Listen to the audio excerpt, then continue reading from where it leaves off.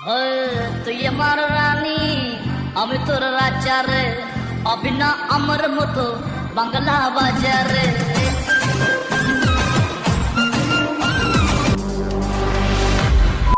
আম্মু আমি একটু দোলনায় দুলে আসি। আচ্ছা ঠিক আছে যাও, তবে তাড়াতাড়ি ফিরে এসো। ওকে। আফিয়া নিচে প্লেগ্রাউন্ডে এসে দেখে দোলনার মধ্যে একটা সুন্দর ছেলে বসে আছে। ওয়াও, ছেলেটা তো দেখতে অনেক কিউট, একদম আমার কার্টুনে দেখা সেই প্রিন্স চার্মিং এর মতো। আফিয়া একটা আইসক্রিম খেতে খেতে সেই ছেলেটির পাশে এসে বসে। হাই, তোমার নাম কি? তোমাকে তো আগে কখনো এখানে দেখিনি। তুমি কি জানো তুমি আমার কার্টুন ক্যারেক্টারে দেখা সেই প্রিন্স চার্মিং এর মতো। তুমি কি আমার ফ্রেন্ড হবে? তুমি জানো সবাই না আমার এনিমি, আমার কোনো ফ্রেন্ড নেই। যাব বাবা, চলে গেল কেন? আফিয়া মন খারাপ করে বাসায় ফিরে আসে। কি হলো? গেলি কোকিলের মতো কুকু করতে করতে আসলি পেঁচার মতো মুখ করে। কি হয়েছে? কেউই না আমার ফ্রেন্ড হতে চায় না, সবার মনে হয় আমার এনিমি হওয়ার শখ বেশি। তোর যেই কর্মকাণ্ড, এনিমি না হয়ে আর উপায় কি? কি বললে? কই কিছু না তো। শোন, পাশের বাসায় নতুন ভাড়াটিয়া এসেছে, এই নেই আখরোট গুলো তাদেরকে দিয়ে আয়। ওকে। আফিয়া সিঁড়ি বেয়ে দোতলায় উঠে পাশের বাসায় নক করে। তখনই একটা বাচ্চা দরজা খুলে। আইলা, তুমি আমাদের নতুন ভাড়াটিয়া? উফ, আমি তো প্রচুর খুশি হয়েছি। এই নাও, তোমার জন্য আখরোট এনেছি। ধুত্তরিকা ভাল লাগে না। হ্যাঁ, আমার সব আখরোট ফেলে দিল, আমাকে ধাক্কা মারলো। ডিয়ার প্রিন্স চার্মিং, এইটা তুই কাজটা ঠিক করস নাই। এই আফিয়া যে কত বড় মাফিয়া সেটা আমি তোকে হাড়ে হাড়ে বুঝিয়ে ছাড়বো। সরি ভাই, আসলে ওর মন মেজাজ ভালো না তো, এই জন্য মনে হয় মেয়েটার সাথে এমন ব্যবহার করেছে। আমরা যে মহল্লায় থাকতাম সেই স্কুলেই ওকে পড়াতাম, সেখানে ফেল মেরেছে, তাই ওর মা রেগে মেগে ওকে এখানে ট্রান্সফার করে দিয়েছে। সেই রাগের কারণে কখন থেকে মুখ গোমড়া করে রেখেছে আর মেজাজটা খিটখিটে বানিয়ে রেখেছে। আরে থাক, সেটা কোনো বড় ব্যাপার না, বাচ্চারা এরকম তো দুষ্টামি করেই থাকে। এখন আবার কোথায় যাচ্ছ? আসলে বাবা, তখন ওই মাফিয়ার সাথে খারাপ ব্যবহার করেছি তো, ওর মুখটা খুব মলিন হয়েছিল, তাই ওকে সরি বলতে যাচ্ছি। কি? আমাদের জিমিনের মেজাজ এত তাড়াতাড়ি ঠান্ডা হয়ে গেল? আচ্ছা ঠিক আছে, যাও। আসলে জিমিন বাচ্চা হলে কি হবে, ছোট থেকে ওর মেজাজ অনেক খিটখিটে আর রাগ অনেক গভীর। তবে এই প্রথমবার আফিয়ার সাথে খারাপ ব্যবহার করার পর আফিয়ার মাসুম মুখ দেখে জিমিনের একদমই ভালো লাগছিল না এবং ওর রাগ গলে মোম হয়ে যায়। এই দেখ আফিয়া, কে এসেছে? জিমিন এসেছে তোকে সরি বলতে। নে তো, এবার তোরা ফ্রেন্ডশিপ করে নে। পানি ছাড়া পুকুরে ঝাঁপ দিব, তারপর ওই বদমাশ ছেলেকে কখনো ফ্রেন্ড বানাবো না। আমাকে ধাক্কা দিয়ে এখন এসেছে সরি বলতে। হাই, আমি জিমিন। কি হলো, এবার তোর নাম বল। আমার নাম আফিয়া, ছোট করে আফি। ছোট করে কফি? ওই কফি হতে যাবে কেন, ছোট করে আফি। Oh sorry. আচ্ছা আচ্ছা ঠিক আছে জিমিন, তুমি ওকে অন্য নামেও ডাকতে পারো, ওর আরেকটা নাম আছে অমি। বমি? তোরে তো আমি খাইছি, কখন থেকে আমার নামের বেজ্জতি করে যাচ্ছিস। আজকে তোকে এমন মারবো যে মারতে মারতে তোকে বমি করায় ছাড়বো, শালার বজ্জাত ছেলে একটা। আন্টি বাঁচাও, সরি মাফিয়া। আবার কি বললি? ও না সরি কফি। তোরে তো আমি মাফ করে দে বমি। ওই বমি তোকে আমি খাওয়াবো, শালা বজ্জাত ছেলে একটা। ক্লাসে সবার সামনে আমার বেজ্জতি করে দিছিস তুই।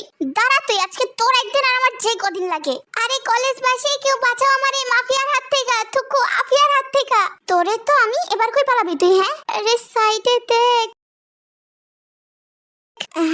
সরি গাইস, বাট তোর মাথা তো আমি ফাটামুই। এনে ধর, এটা লাগা, তাহলে ব্যথা কমে যাবে। আল্লাহ, তুমি এর কি চিজ বানাইলা? প্রথমে নিজেই মারবে, পরে নিজেই ব্যথার ওষুধ লাগাবে। কি আল্লাহর কি হে ভাই। হ্যাঁ তো করিস কেন এমন কাজ যাতে তোর আমার হাতে মার খেতে হয়? এটা তো জাস্ট স্লিপ অফ টাং ছিল। হ্যাঁ তো তোর এই স্লিপ অফ টাং দিনে কয়বার হয়? হ্যাঁ বজ্জাত ছেলে একটা। এই যে আমার সাথে এখন এমন করছিস না, আমি মরে গেলে তোর ল্যাপটপ আর পেন ড্রাইভ আমি নিব। হ্যাঁ, জিমিন রে সেই ছোট্টবেলায় সেই মহল্লায় যাওয়ার পর থেকে আর কখনো মহল্লা চেঞ্জ করেনি। আর সেই দিনের পর থেকে আমাদের জিমিন আর আফিয়া এখন বেস্ট বাডি। হ্যাঁ, ঝগড়াটা ওদের মাঝে সবসময় লেগেই থাকে, এটা মোস্ট ইম্পর্টেন্ট। আমাদের জিমিন আর আফিয়া বর্তমানে অনার্স সেকেন্ড ইয়ারে পড়াশোনা করছে। যদিও বা জিমিনের আফিয়ার থেকে অনেকটা হাই ক্লাসে থাকার কথা, বাট পড়ার পর অনেকবার ফেল মারার কারণে এখন আফিয়া আর জিমিন সেম ক্লাসমেট। ওদের ইংলিশ ক্লাস চলছিল আর তখনই সেখানে লোডশেডিং দেখা দেয়। দেখো, আমি জানি এই পচা গরমে এমনিতেও তোমরা ক্লাসে মনোযোগ দিতে পারবে না, তার থেকে বরং চলো আমরা সেই ছোটবেলার মতো কিছুটা এনজয়েবল টাইম স্পেন্ড করি। তো আজকে এখানে নাচ গান কবিতা যে যা পারো সেটাই শো করো সবার সামনে। স্যারের এই কথা শুনে আফিয়া এক লাফে লোবেন্সের উপরে দাঁড়িয়ে বলে, স্যার আমাদের জিমিন মারাত্মক ডান্স পারে। তাই নাকি? হ্যাঁ স্যার, আর আমাদের জিমিনের ফিউচার ড্রিম হচ্ছে অনেক বড় ডান্সার হওয়া। এন্ড আই নো ও একদিন না একদিন ঠিক এটা পূরণ করবে। তো জিমিন, আসো আজকে আমরা সবাই তোমার ডান্স পারফর্ম দেখবো। জিমিন না চাইতো শুধুমাত্র আফিয়ার জন্য ক্লাসের সবার সামনে ডান্স পারফর্ম করতে রাজি হয়। তবে জিমিন ডান্স স্টার্ট করার আগে ক্লাসের কিছু থার্ড ক্লাস স্টুডেন্ট ওকে নিয়ে মজা করতে থাকে, হাসি তামাশা করতে থাকে, যেটা দেখে জিমিনের প্রচুর খারাপ লাগে এবং ও চুপচাপ এসে সিটে বসে পড়ে। জিমিনের তো প্রচুর মেজাজ গরম হচ্ছিল, কিন্তু তারপরও জিমিন শুধুমাত্র আফিয়ার কথা ভেবে নিজের রাগ কন্ট্রোল করে। তবে আফিয়া তো নিজের রাগ কন্ট্রোল করতে পারে না। জিমিনের এমন ফেস দেখে আর ওই ছেলেদের ফালতু মার্কা কথা শুনে আফিয়ার মেজাজ হাই লেভেলে উঠে যায়। ক্লাস শেষে ক্যাম্পাসের পাশে একটা গেমিং হলে ওই ছেলেগুলো গেম খেলছিল আর আড্ডা দিচ্ছিল। আফিয়া হাতে একটা স্টিক নিয়ে সরাসরি গিয়ে ওই ছেলেগুলোকে উড়ুম ধারুম পেটাতে থাকে। জিমিন এই খবর জানতে পাওয়ার পর দৌড়ে সেখানে আসে এবং আফিয়াকে এরকম অবস্থায় দেখে হুট করে ওর ছোটবেলার একটা কথা মনে পড়ে যায়। ছোটবেলায় যখন জিমিনরা প্রথমবার আফিয়াদের মহল্লায় এসেছিল, তখন ঠিক এভাবেই কিছু ছেলে জিমিনকে বিরক্ত করছিল। আর জিমিনকে বিরক্ত করার কারণে তখনও ঠিক একইভাবে আফিয়া ওই ছেলেগুলোকে উত্তম মাধ্যম দিয়েছিল। হঠাৎ করে জিমিন ফ্ল্যাশব্যাক থেকে বাস্তবে ফিরে আসে।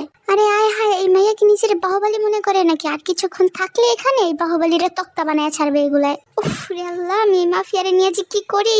বড় কোনো সিক্রেট হওয়ার আগে বা আফিয়া ওই ছেলেগুলোর হাতে মার খাওয়ার আগে জিমিন আফিয়াকে নিয়ে সেখান থেকে চলে যায়। পরের দিন ক্লাস শেষে আফিয়া আর জিমিন ক্যাম্পাসে হাঁটছিল। জিমিন, তুই একটু এখানে থাক, আমি একটু ওয়াশরুম থেকে আসি। এই রোজ রোজ ক্লাস শেষে বাসায় যাওয়ার আগে তোর কেন ওয়াশরুম পায়? আগে পরে পেতে পারে না?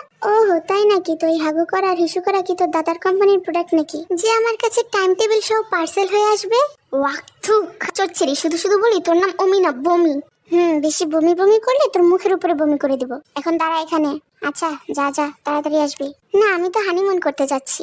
এই মেয়ে জীবনও সোজা কোনো কথা বলতে পারলো না, সব তেরা তেরা কথা। মেয়েটাই এমন চিজ, তো তারা তারা কথা তো বলবেই। ফালতু বকিস না। দেখ, আমাকে নিয়ে যা ইচ্ছে তা বল, বাট আফিয়াকে নিয়ে কোনো বাজে কথা বলবি না। তাই নাকি চান্দু? তা ওকে নিয়ে বললে তোমার এত লাগে কেন? কি লাগে ও? আর একটা বাজে কথা বললে কিন্তু তাহলে কি করবি শুনি? তোরে তো আমি। আফিয়া যখন এসে ক্যাম্পাসে এই অবস্থা দেখে, তখন আফিয়াও হাতে একটা স্টিক নিয়ে ওদেরকে পেটাতে যায়। আর আফিয়াকে দেখে জিমিন নর্মাল হয়ে যায়। আর তখনই সেখানে আরো কিছু ছেলে পেলে চলে আসে। আজকে তোদের দুইটার শেষ দেখে ছাড়বো। আব্বে ওই উগান্ডার ফেরারি আসামি, তোর এই ডায়লগ বাজি না সাইডে রাখ। দেখতে লাগে চাল্লির মতো, ভাব নাই হিরোর মতো। চল হাট, চল দেখা যাক আজকে কার দৌড় কত দূর। আরে ওই আফিয়া, কি করতেছস? চুপ থাক। আমি 1 থেকে 3 বলার সাথে সাথে আমরা একসাথে এখান থেকে ভাগবো, বুঝছিস? ভাগবো? ও নো, কোনোদিনও না। কাপুরুষের মতো এমন কাণ্ড করতে পারবো না আমি। ওরে আমার বীর পুরুষ না তো বীর নারী, তোর এই দেবসিনার ক্যারেক্টারটা দয়া করে সুইচ অফে রাখ। এটা ফিল্মের সেট না, এটা কলেজ ক্যাম্পাস। এখানে কোনো গন্ডগোল করলে সোজা গিয়ে প্রিন্সিপালের রুমে দাঁড়াতে হবে। ওই কি খুশি ফুসুর করছিস তোরা? Wait 1 minute. 1 2 3 চল ভাগ কফি। বিকেলবেলা জিমিন ওদের সোসাইটির পাশেরই একটা সুন্দর গ্রাউন্ডে সাইকেল চালাচ্ছিল। কিরে মাফিয়া, পিছন থেকে তো আজকে কোনো ভেড়ার ডাক শুনতে পাচ্ছি না। তোর ভয়েস ভলিউম হঠাৎ করে ডাউন খেয়ে গেল কিভাবে? বাপরে, কত কিছু বলছি অথচ তুই কোনো রিয়েক্টই করছিস না। কিরে মাফিয়া থেকে হঠাৎ আফিয়া হলি কিভাবে? জিমিন সাইকেল চালানো অবস্থায় পিছন ঘুরে তাকিয়ে দেখে আফিয়া নেই। জিমিন তৎক্ষণাৎ থেমে যায়। কিরে, এই অমি বমি গেল কই? জিমিন হতাশ হয়ে সব জায়গায় আফিয়াকে খুঁজতে থাকে। আবার ব্যাক রোডেও গিয়ে চেক করে যে আফিয়া আবার পড়ে টরে গেল নাকি। তখনই হঠাৎ করে ওর মনে পড়ে, আয় হায়, আমি তো আজকে আফিয়ারে না নিয়ে চলে আসছি। হায় রে ভুলাক্কার জিমিন, তোর যে কি হবে? তোরে যে কোন মেয়ে বিয়ে করবে? দুধ, আমার শেষ ভরসা আমার ওই মাফিয়াই। যাই, ওই কফিকে নিয়ে আসি। এত সুন্দর ওয়েদারে কফি ছাড়া আবার জমে না। জিমিন সাইকেল নিয়ে আবার বাসার সামনে এসে নিচ থেকে আফিয়াকে ডাকতে থাকে। আফিয়া এসে জিমিনকে দেখে বলে, কি রে, তুই সাইকেল নিয়ে বের হয়েছিস আমাকে না নিয়ে? সেটাই তো, আমি দিন দিন ভুলাক্কার হয়ে যেতেছি। সাইকেল নিয়ে বের হবার পর অর্ধেক রাস্তায় গিয়ে মনে পড়ছে, আয় হায়, আমি তো আমার সাইড ব্যাগ বাসাতেই রেখে আসছি। নে এবার তাড়াতাড়ি চল। বান্দর ছাড়া কি বললি তুই? আমি তোর সাইড ব্যাগ না, ভ্যানিটি ব্যাগ। অসভ্য ছেলে একটা। ওই তো একই হলো। আচ্ছা ওয়েট কর, আমি বাসা থেকে ফোনটা নিয়ে আসছি। ওকে যা যা। গত 40 মিনিট যাবত জিমিন দাঁড়িয়ে আছে, তবে আফিয়ার আসার কোনো খবরই নেই। তাই জিমিনই উপরে গেল। আরে তুই উপরে আসলি কেন? আমি তো এই মাত্রই যাচ্ছিলাম। এই তুই গত 40 মিনিট যাবত বাসায় কি করছিলি রে? আরে আমি একটু ওয়াশরুমে গিয়েছিলাম। হোয়াট? আবার ওয়াশরুম? আমি বুঝি না, কোথাও যাওয়ার আগে প্লাস কোথা থেকে আসার আগে কেন তোর সবসময় এই ওয়াশরুমটা ইউজ করতে হবে, তাও 40 মিনিট লাগিয়ে? 40 মিনিট লাগিয়ে বাথরুমে বসে তোর দাদার সাথে প্রেম করি আমি। এখন চল। কোথাও যেতে হবে না, তোদের সাথে জরুরি কথা আছে, এদিকে আয়। এখন আবার কি কথা আব্বু? পরে শুনবো। কি সুন্দর একটা ওয়েদার, এখন একটু বাইরে যাব। হ্যাঁ হ্যাঁ সেটাই, এই রোমান্টিক ওয়েদার গুলো তো মিস হয়ে যাচ্ছে, এজন্যই তো তোদের জরুরি কথা বলতে ডাকছি। এদিকে আয়। মানে আমি কখন বললাম এটা রোমান্টিক ওয়েদার? এদিকে বস তোরা। আব্বু আম্মু তোমরাও এসেছো? তোমরা সবাই কেন এরকম সিরিয়াস ফেস নিয়ে আছো? কি বলবা তাড়াতাড়ি বলো, পেটের ভিতর তো কুটকুট করছে। বলছি আজকে এখানে একটি বিয়ে হবে। ইয়ে না মানে বিয়ে? কার বিয়ে? ছি ছি আব্বু, আমি দুষ্টামি করে মাঝে মাঝে বলতাম যে আমার জন্য একটা নতুন আম্মু নিয়ে আসতে, তাই বলে সত্যি সত্যি তুমি একটি নতুন আম্মু নিয়ে আসার ঘোষণা করবে এখানে? এমন ঘোষণা করার আগে তোর আব্বুর জবান না বন্ধ করে দিব আমি। শুনেছিস? এবার বল, এমন ঘোষণা করার সাধ্য আছে আমার? শোন বাবা, তুই তোর জীবনে অনেক সুখে শান্তিতে আছিস, এখন কিছু দুঃখ কষ্ট তো তোর জীবনে দরকার, তাই আমরা ভাবছি তোর বিয়েটা করাবো। কি? আমার বিয়ে? কার সাথে? কেন? আফিয়ার সাথে। ও, তার মানে এটা আমার আর জিমিনের বিয়ের অ্যানাউন্সমেন্ট ছিল? হ্যাঁ। যা বাবা, শুধু শুধু এই কারণে আমাদেরকে আটকে রাখলে? কি সুন্দর একটা ওয়েদার মিস করে ফেললাম। মানি, ওই তোরা আবার ডেট করছিস না তো? আস্তাগফিরুল্লাহ, তবা তবা, এসব অশ্লীল কাজ কারবার আমরা করি না। তাহলে তোরা কোনো রিয়াক্ট করলি না কেন? শোনো আঙ্কেল, ওদিন আমি আর জিমিন একটা ভালো ফিল্ম দেখলাম। ফিল্মটা ছিল একটা ছেলে আর একটা মেয়ের বন্ধুত্ব নিয়ে। ওদের ফ্রেন্ডশিপ খুব ভালোই ছিল, বাট যখন ওরা দুজন আলাদা মানুষের প্রেমে পড়লো, বাস ওদের ফ্রেন্ডশিপটা মাঝখান দিয়ে নষ্ট হয়ে গেল। হ্যাঁ সেটাই তো। আর এখন তোমরা যেহেতু আমাদের বিয়ে ঠিক করেছো, তার মানে আমাদের মাঝে থার্ড পার্সন আসার কোনো প্রবলেমটাই নেই। দ্যাট মিন্স আমরা অলওয়েজ বাডি ছিলাম, আছি আর ইন ফিউচারও থাকবো। তোমরা বিয়ের অ্যারেঞ্জমেন্ট করতে পারো, আমাদের কোনো আপত্তি নেই। যাই হোক, বাইরে তো আর যাওয়া হলো না, আমি বারান্দায় যাচ্ছি আমার গিটারটা নিয়ে। And hey miss coffee, 2 cup coffee বানিয়ে নিয়ে আয়। আফিয়া জিমিনের সামনাসামনি এসে ওর দিকে তাকিয়ে বলে, আমি ভালোভাবে শুনলাম না, তুই কি বললি? বললাম তুই বারান্দায় গিয়ে বস, আমি 2 কাপ কফি বানিয়ে নিয়ে আসছি। That's good. জিমিন কফি বানাচ্ছে আর বিড়বিড় করে বলছে, বাবা বললো আমি নাকি এখন সুখে আছি, তাই বিয়ের মাধ্যমে আমার জীবনে কিছু দুঃখ কষ্ট দরকার। হ্যাঁ রে বাবা, আমি যে কি করে বোঝাই, আমার লাইফের কোনো উন্নতি অবনতি কিছুই নেই, শুধু তফাৎটা এতটুকু যে এখন আমার লাইফটা হচ্ছে তেজপাতা, বিয়ের পরে হবে ভাজা ভাজা। সো ফাইনালি ওদের মতামত জানার পরে পরিবারের সবাই এই সিদ্ধান্ত নিল যে কালকে ঘরোয়াভাবে খুব ছোটখাটো ভাবে ওদের বিয়েটা সম্পন্ন করা হবে। হে বাড়ি, কালকে তো আমরা সিঙ্গেল থেকে মিঙ্গেল হয়ে যাব, তাই না? তো চল না আজকে রাত্রে আমরা আমাদের এই সিঙ্গেল লাইফটাকে স্মরণীয় করার জন্য বাইরে থেকে একটু ঘুরে আসি। নট ব্যাড আইডিয়া, চল যাই। কিন্তু যাবো কিভাবে? মেন গেট তো বন্ধ। আরে সেই ব্যবস্থাও আছে, দেয়াল টপকে যাব। দেয়াল টপকে যাব? লাইফে একটু ইন্টারেস্টিং কিছু না ঘটলে কি মজা লাগে? That's good. আচ্ছা চল তাড়াতাড়ি। গাধা একটা, আমি এত সহজে দেয়াল টপকাতে পারলাম, কিন্তু ও এখন আসতে পারছে না। তাড়াতাড়ি নাম। আরে আসছি তো, প্যারা কেন দিচ্ছিস? চারিদিকে ঠান্ডা হাওয়া বইছে, ল্যাম্পপোস্টের আলোতে চারিপাশটা খুব সুন্দর লাগছে। জিমিন আর আফিয়া একে অপরের হাত ধরে হাত ঝোলাতে ঝোলাতে সেখান দিয়ে হাঁটছে। ল্যাম্পপোস্টের আলোতে পাকা রাস্তায় দুজন কপত কপতি হেঁটে যাচ্ছি, খুব ভালোই লাগছে তাই না রে? কপত কপতি? এই তোর এই উগান্ডা মার্কা জিঙ্গালালা হু হু ল্যাঙ্গুয়েজ তোর কাছেই রাখ। এত সুন্দর রোমান্টিক একটা ওয়ার্ড তোর কাছে জিঙ্গালালা হু হু মনে হইতেছে? এটা রোমান্টিক ওয়ার্ড? সিরিয়াসলি? হ্যাঁ, তোর এই রোমান্টিক ওয়ার্ড শুনে আমার পা দাসিতেছে। ওয়াহ থু, ছি, খাচ্চর ছেড়ি একটা। জব বাবা, খাচ্চর বলার কি আছে? মনে হয় আর কেউ পা দেয় না। তুই সবসময় তোর এই ফালতু মার্কা ল্যাঙ্গুয়েজের কারণে আমার রোমান্টিক মুডের 12টা বাজিয়ে দেস। আমার মনে হয় কি এখন তোকে বিয়ে না করে আমি যদি এখন 2-3 বছর অপেক্ষা করি, তারপর যখন আমি অনেক বড় একজন ডান্সার হয়ে যাব, তখন আমি আমার ফ্যান গার্লদের মধ্যে থেকে একজনকে বিয়ে করে নেব। উফ, হাউ সো সুইট। আচ্ছা চান্দু, তাই নাকি? তো তোর ফ্যান গার্লরা কি পা দেয় না? ছি না, এরকম ডার্টি কর্মকাণ্ড আমার ফ্যান গার্লরা করে না, তুইই করিস। ও তাই নাকি? কেন, তোর ফ্যান গার্লদের বামে কি ব্ল্যাক টিপ লাগানো থাকে? ফালতু ছেড়ি একটা। ওই তুই তোর এই পাদ নিয়ে গবেষণা বন্ধ করবি এখন? শোন, পাদ পাদ পাদন্তি, পাদে ভাগ্যবতী, পাদ নাই যার পোড়া কপাল তার। জিমিন আর আফিয়া তো ওদের পাদ নিয়ে ডিসকাশন করতে করতে রাস্তা দিয়ে হাঁটছিল। তখনই সেখানে কিছু বাইকার এসে আফিয়াকে টিচ করে সেখান থেকে চলে যায়। বাইকারগুলো তো রানিংলি আফিয়াকে টিচ করে চলে যায়, তবে আমাদের জিমিন ফাঁকা মাঠে চেঁচাতে থাকে, শালার পর শালা, তোদের এত বড় সাহস, আমার হবুকে টিচ করে চলে গেলি। একবার রিটার্ন আয়, তোদেরকে যদি মাটিতে পুঁতে না রাখি তো আমার নামও পাই জিমিন না।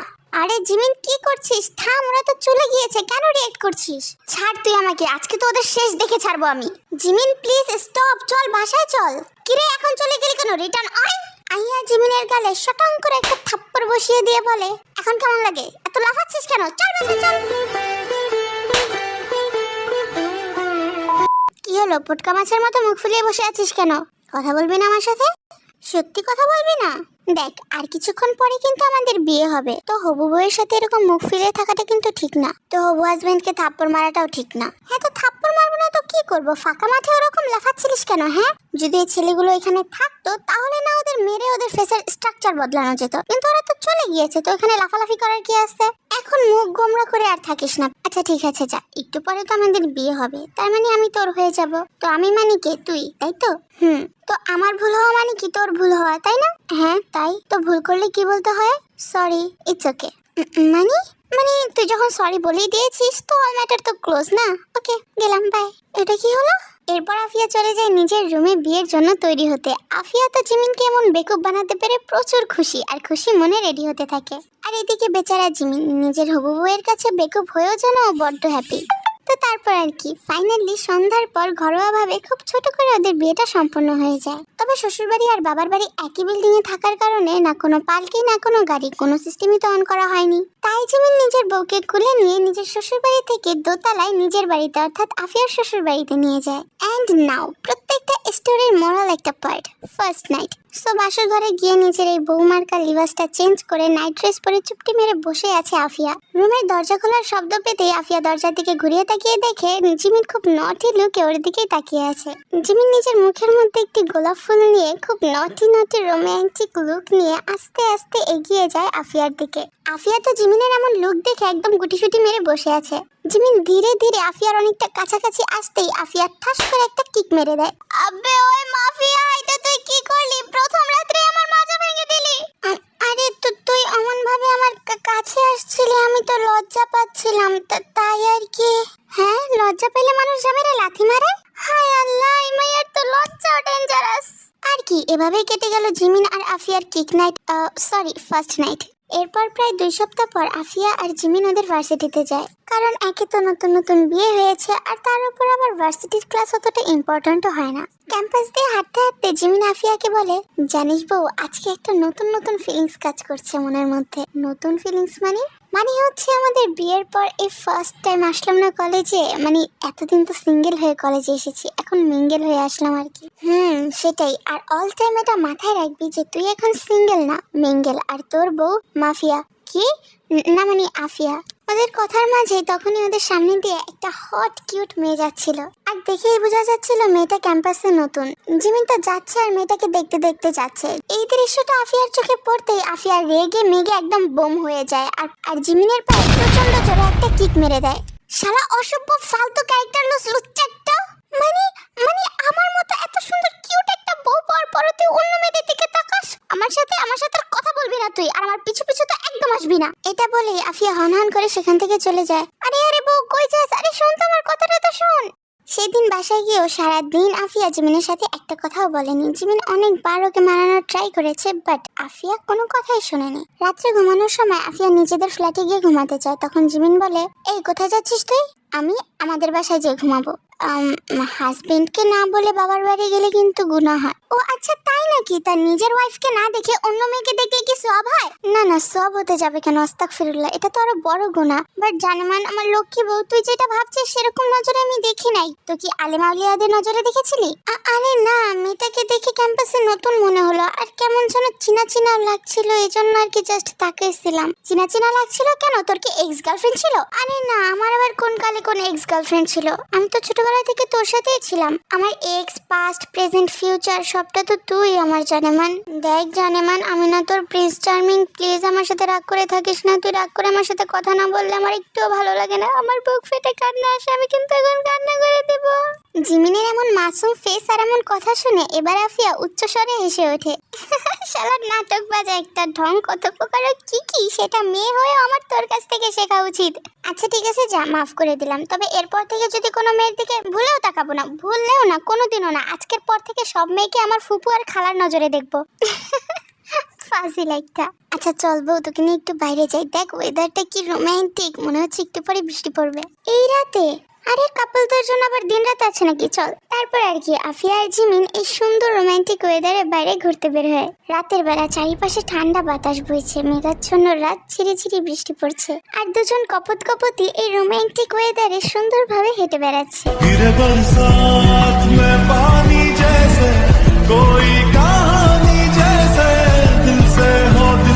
জানিমান দেখেছিস ওয়েদারটা কি মারাত্মক রোমান্টিক, তাই না? দেখবি এটাকে আমি আরেকটু বেশি রোমান্টিক বানিয়ে ফেলবো। কিভাবে? এভাবে। এটা বলে জিমিন আফিয়াকে কোলে নিয়ে ঘুরতে থাকে। আরে কি করছিস? নামা নামা, মাথা ঘুরছে তো, প্লিজ জান নামা আমাকে। নো জানেমান, মাথাটা ভাঙলো তোর। জানেমানের গোষ্ঠী কিলাই। সরি জান, সরি, আমি তো জাস্ট একটু রোমান্টিক হইতে গেছিলাম। তোর রোমান্টিকের 14 গোষ্ঠী আজকে আমি উদ্ধার করবো, দাঁড়া তুই। সরি জানেমান। তো আর কিভাবে দুষ্টু মিষ্টি আর ভালোবাসায় কাটতে থাকে আফিয়া আর জিমিনের সময়। তবে ঝগড়াটা সবসময় হাই লেভেলেই থাকে। আসলে বেস্ট বাড়ি থেকে হঠাৎ করে হাজবেন্ড ওয়াইফ হলে যা হয় আর কি। এভাবেই কাটতে থাকে সময়। এখন বর্তমানে জিমিন আর আফিয়া অনার্স ফাইনাল ইয়ার পড়াশোনা করছে। জিমিন আর আফিয়া একদিন ভার্সিটির ক্লাস শেষে বাসায় এসে দেখে জিমিনদের বাসায় আফিয়ার আব্বা আম্মা সবাই এসেছে।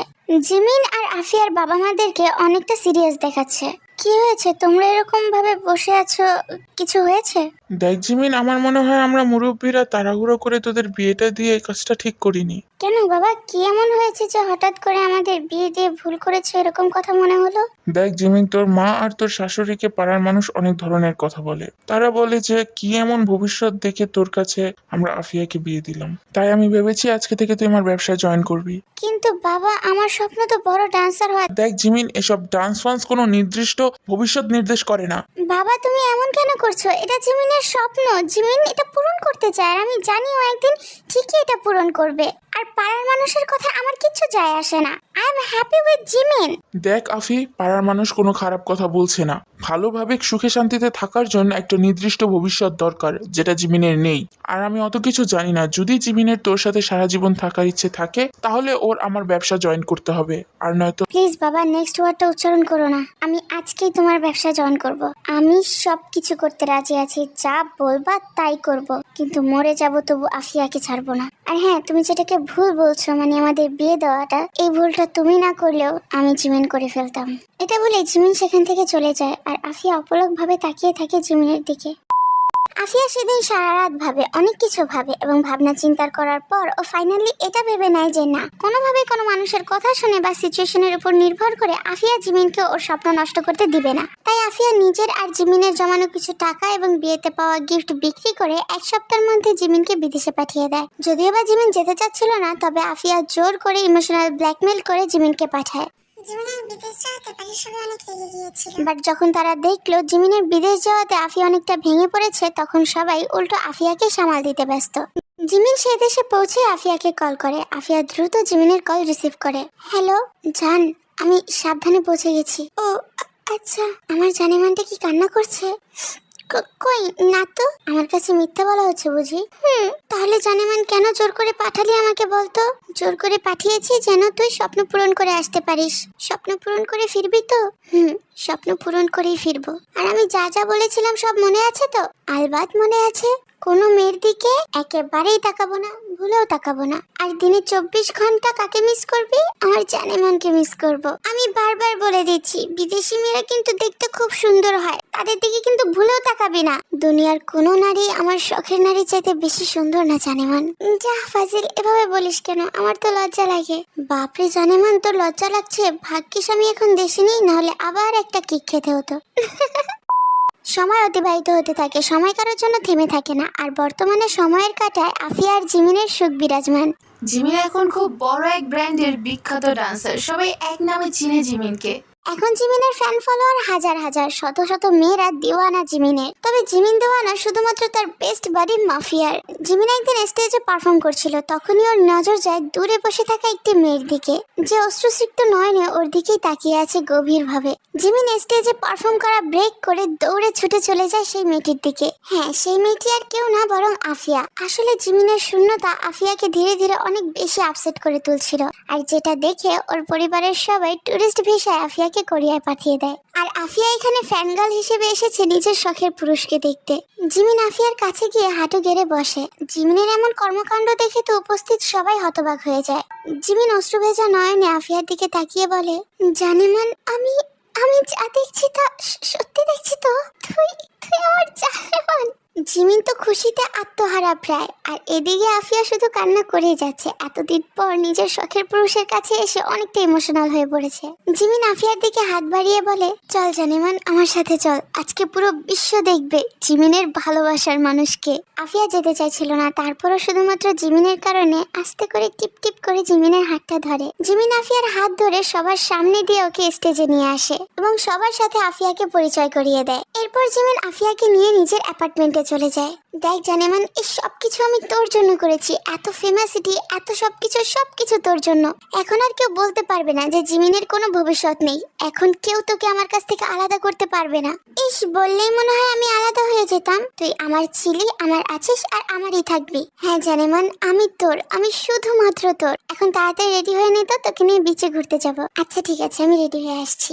বিচে যেতে যেতে আফিয়া জিমিনকে সব খুলে বলে যে কিভাবে আফিয়া এখানে আসলো। জিমিন আর আফিয়া বিচে যাওয়ার পর আফিয়া তো বিচ উপভোগ করতে ব্যস্ত, এখানে ওখানে ছুটে বেড়াচ্ছে। ওয়াও, কত সুন্দর জায়গাটা, I like it very much. Afia তো বিচের সৌন্দর্য উপভোগ করতে ব্যস্ত। তখন জিমিন আফিয়ার পিছনে এসে হাঁটু গেড়ে বসে একটা রিং বের করে। আফিয়া যখন পিছনে ঘুরে জিমিনকে এই অবস্থায় দেখে আফিয়া তো পুরো শকড হয়ে যায়। এবার জিমিন সুন্দরভাবে আফিয়ার দিকে তাকিয়ে বলে, জানেমান, কখনো তোকে সেরকম ভাবে প্রপোজ করা হয়নি, তবে আজ করছি। আই লাভ ইউ জানেমান, I love you very very much. প্রথম যেদিন তুই আইসক্রিম খেতে খেতে আমার পাশের দোলনায় বসে আমাকে বলেছিলি যে আমাকে দেখতে নাকি তোর কার্টুন ক্যারেক্টারের প্রিন্স চার্মিং এর মতো লাগে, সেদিন প্রথমবারের মতো আমি প্রচুর পরিমাণে ব্লাশ করছিলাম মনে মনে। এরপর যখন আমার জন্য নিয়ে আসা তোর সেই আখরোটগুলো আমি ফেলে দিলাম, সেদিন তোর মাসুম ফেসটা দেখে আমার মন তো পুরো গলে মোম হয়ে গিয়েছিল। সেদিন থেকেই তোর ভালোবাসায় পুরো লাড্ডু হয়ে গিয়েছিলাম আমি। তুই আমার অল্প দিনের ভালোবাসা না, তো মেরা বচপন কা প্যার হে জানেমান। আফিয়া কিছুই বলছে না, আফিয়া তো খুশিতে ভালোবাসার দৃষ্টিতে তাকিয়ে আছে জিমিনের দিকে। সো মিস কফি নাথুকু আফি, ডু ইউ লাভ মি? এবার আফিয়া মুচকি হেসে বলে, mister Park Jimin, I am not miss, I am Mrs Park Jimin. আর ভালোবাসি কিনা সেটা তো পরে বলবো, আগে প্রপারলি প্রপোজটা তো কর। প্রপারলি সুন্দরভাবে তো প্রপোজ করলাম, আর কিভাবে করে না, মানে একটু ডিফারেন্ট ল্যাঙ্গুয়েজে প্রপোজ করলে ভালো হতো আর কি। ডিফারেন্ট ল্যাঙ্গুয়েজ, কি এমন ডিফারেন্ট ল্যাঙ্গুয়েজে প্রপোজ করা যায়? ইয়েস, পেয়েছি। সো জানেমান, যেদিন মুই তোমার ওই থতমারা দেখছি ওদিন মোর পরান্ডার ভিতরে সাত করে উঠছে। তো সেরি, তুমি কি তোমার ঘুরাঘাড়ার বাপ মরে বানাইবা? তাইলে মুই তোমার বরিশালের লঞ্চের হুটকি ভর্তা দিয়ে ভাত খাইতাম। এটা তুমি আর সবচেয়ে সেরা প্রপোজ ছিল। ওকে, আসে আমার পারপাস করে অ্যাকসেপ্ট করবে। আমি জানেমান, আমি তোর প্রপোজাল অ্যাকসেপ্ট করব। আমি তো পুরো তোর উপরে ফিদা হয়ে গিয়েছি। আমি কেন, এভাবে প্রপোজ করলে দুনিয়ার অর্ধেক মেয়ে তোর উপরে ফিদা হয়ে যাবে। ভালো কথা, মেয়েদের কথা মনে পড়লো। আমি এখানে দেখলাম কত মেয়ে, ছেলেদের থেকে তো মেয়েরাই বেশি। তুই আবার তাদের দিকে তাকাস নাই তো? আস্তাগফিরুল্লাহ, কোথা থেকে কি পান্তা ভাতে ঘি, জীবনও না আমি কারো দিকে তাকাই নাই। ও আচ্ছা, কিন্তু আমি তাকিয়েছি। মানে তোর দলের মেম্বাররা কত কিউট। ওই কি বললি তুই? তোর এত বড় সাহস, আমি থাকা সত্ত্বেও তুই অন্য ছেলেদের দিকে লুক দিয়েছিস? আর কি বললি ওরা কিউট? তোর কোনো ধারণাই নেই যে আমি কতটা কিউট আর হ্যান্ডসাম। আমার উপরে শত শত মেয়েরা লাড্ডু হয়ে ফিদা হয়ে আছে। তুই জানিস আমাকে মেয়েরা ফ্লাটিং মাস্টার বলে। আমার ফ্লাটিং স্কিল দেখে এক একটা মেয়ে তো পুরো ফিদা। তার মানে তুই কোরিয়াতে এসেছিস মেয়েদের সাথে ফ্লার্ট করার জন্য, তাই না? আমি জাস্ট একটা মিথ্যা বলে তোকে বাড়ি মেরে দেখলাম, অমনি পেটের কথা সব গড়গড় করে বেরিয়ে আসলো। না জানি পেটে আরো কত কিছু আছে। তুই মিথ্যা বলছিলি? আমিও মিথ্যাই বলছিলাম। আমি আর কি এমনিতেই বাড়ি মারছিলাম। পেটে আর কিছু নাই, কিছুই নাই। তোর পেটে কিছু আছে কি নাই তা এখন তোর পেট কেটে বের করে দেখবো আমি। মাফ করে দে বমি। কি বললি তুই? আথুকু ওমি।